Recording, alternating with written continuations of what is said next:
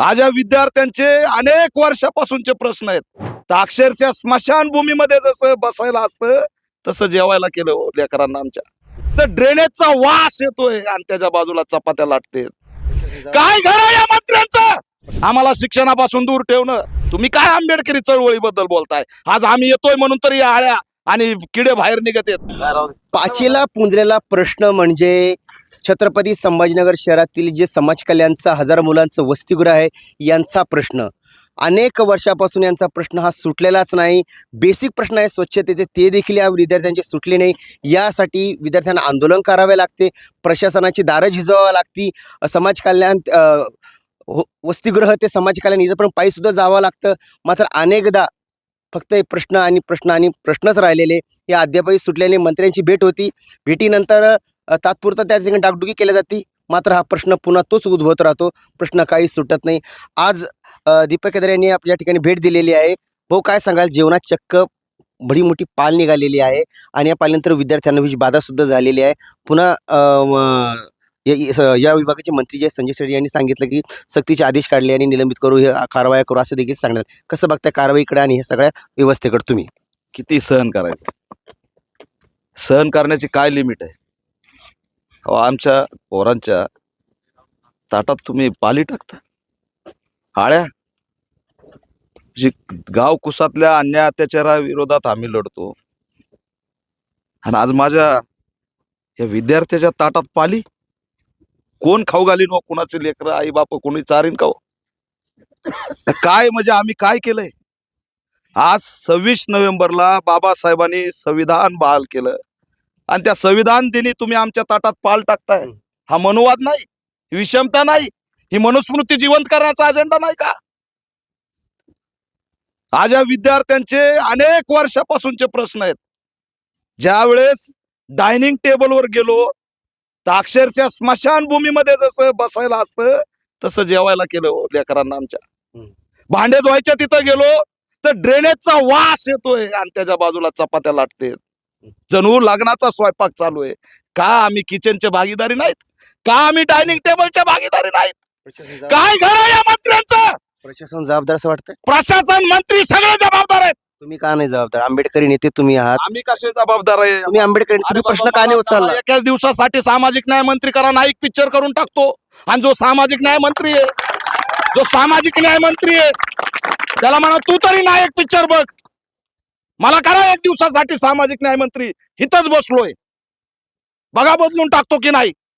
तुम्ही काय आंबेडकरी चळवळीबद्दल बोलताय? आज आम्ही येतोय म्हणून तरी या आळ्या आणि किडे बाहेर निघत आहेत. नाहीतर काय झालं असतं? नाहीतर मारून टाकतील, सामूहिकरित्या हत्याकांड करतील आणि पूर्ण बिल्डिंग अंबानीच्या घाच्यात घालतील.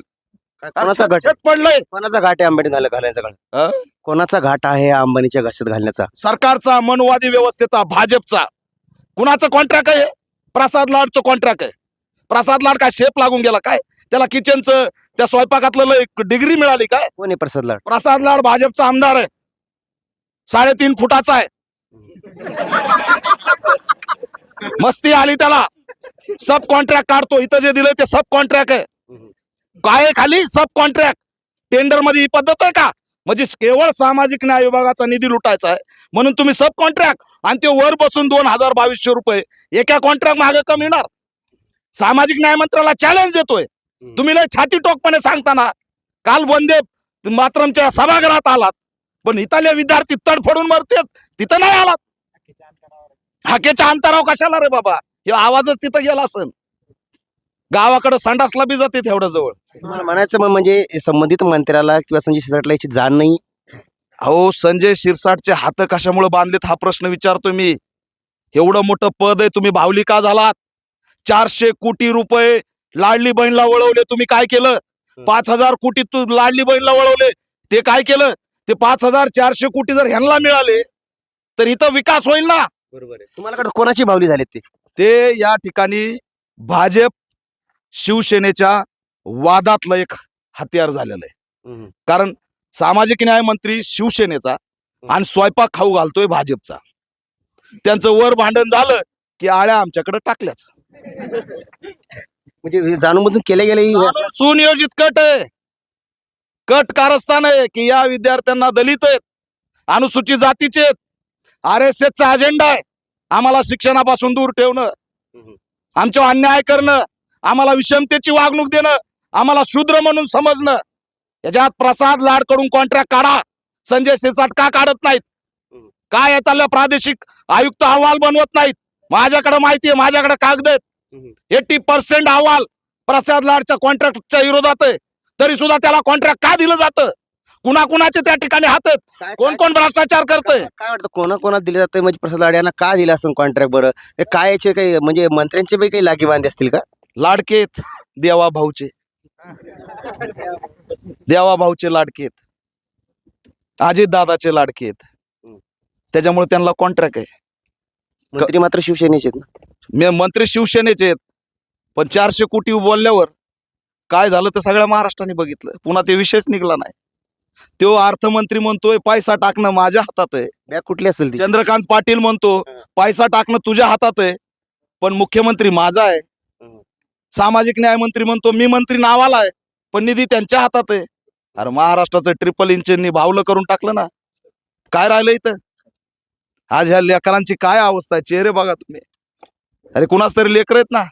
तुमचे किचन कसे आहेत, तुमचे हॉल कसे आहेत, तुमचे बेडरूम कसे आहेत? ए बाबा हो, तुमच्या रूम मध्ये पाणी येतंय का? नळ चालू आहे का? तुम्हाला प्युअर तूप मिळतंय का? तुपात काय टाकलं जातं? डालडा घासा बसायला. शेप कसा दिला जातो? सफरचंद साडल्यालं. दुधात काय टाकतात? तुम्ही भेट दिली आता, पण या भेटीनंतर तरी काही ह्या विद्यार्थ्यांच्या पदरात पडेल कसं वाटतं का? चॅलेंज करून सांगतोय, फक्त 1 दिवसाचा नायक पिक्चर मधला अनिल कपूर मला करा. चित्रपट होय, ही वास्तविकता आहे. तो चित्रपट ही वास्तविकता आहे. या ठिकाणी तुम्ही काय करू शकता? बाबा आम्ही या ठिकाणी या सगळ्या प्रकरणाला एक्सपोज केलंय. आज हे राज्यामध्ये निवडणूक सुरू आहे. आम्ही त्यांना सांगतोय की तुम्ही आमच्या लेकरासोबत कसे वागलात, तुम्हाला फटका कुठं द्यायचा आहे हे आज इथून सांगतोय आम्ही. याच्यामध्ये प्रसाद लाडचं कॉन्ट्रॅक्ट रद्द झालं पाहिजे. हे सगळे आयुक्त यांच्यावरती सरसकट सामाजिक न्याय मंत्र्यांनी कारवाई केली पाहिजे. याला बजेट तुम्ही जाहीर केलंय तर काम कुठे आहे? कधी सुरू करणार आहे? टाक्या नाहीत, पाणी नीट नाहीत, दूषित पाणी आहे. अरे त्यांचं आरोग्य धोक्यात आलंय. माझ्याकडून लिहून घ्या. 26 नोव्हेंबरला ही जी काही पाल टाकली, हा एक संदेश आहे मनुवाद्याचा. आमचे विद्यार्थी हे येणाऱ्या काळात मारणार आहेत. आमच्या विद्यार्थ्यांचं इथं हत्याकांड होऊ शकतं. त्यांना विष बाधा होऊन मारलं जाईल किंवा थेट मारलं जाईल. परिस्थिती खूप बिकट आहे. आम्हाला भयभीत केलं जातंय. आम्ही शिकू नये असा असणारा अजेंडा या ठिकाणी राबवला. सरकारचा अजेंडा आहे, अथवा सरकारचं तुम्ही सांगितलं की सरकार अजेंडा आहे, सगळ्या मंत्र्यांचा अजेंडा आहे.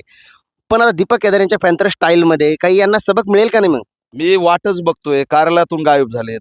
हिथं बोलवलं तर हिथं नाहीत. नाही तर पुढं आल्यावर पॅन्थर स्टाईल दाखवली असती ना. मी त्यासाठीच आलोय स्टाईल दाखवायलाच. कारण माझे विद्यार्थी पाली खातील आणि आम्ही बघू. हे चालणार नाही ना. सत्ता तुमची असेल, यंत्रणा तुमची असेल, मस्ती आणि माज चढला असेल.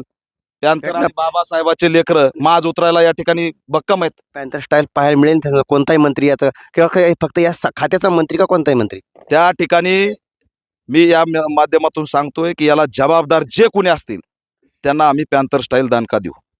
देणार म्हणजे देणार. सर्वप्रथम कोण? त्यामध्ये मुख्यमंत्री सर्वप्रथम असेल, सरकार असेल, जो आमच्या पुढे येईल त्याला आम्ही सोडणार नाहीत. लवकरात लवकर ज्यांनी आळी आणि पाल खाऊ घातली त्याचं जर निलंबन त्या ठिकाणी गुन्हा दाखल झाला नाही आणि या सगळ्यांचं निलंबन झालं नाही तर यांना महाराष्ट्रात फिरणं मुश्किल होईल.